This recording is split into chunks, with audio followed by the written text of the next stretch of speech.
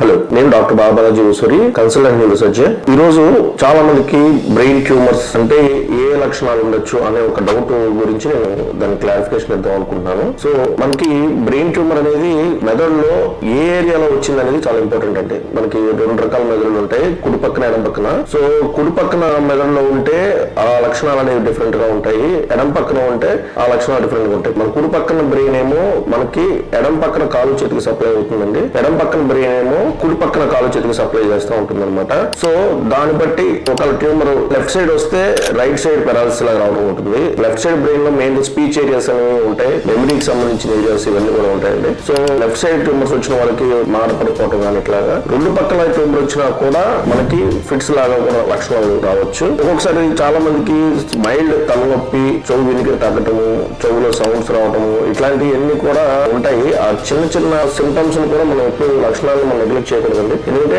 First initial గా ఇలాంటి mild symptoms తోనే స్టార్ట్ అవుతారు. కంప్లీట్ ఫుల్ బోన్ గా మనకి పెరాలసిస్ లాగా ఇట్లా వచ్చే వరకు నెగ్లెక్ట్ చేయడం వల్ల కూడా మనకి ఆ ట్యూమర్స్ అనేవి విపరీతంగా పెరిగి మనిషి ప్రాణాలు తీసే పరిస్థితి కూడా రావచ్చు. Thank you.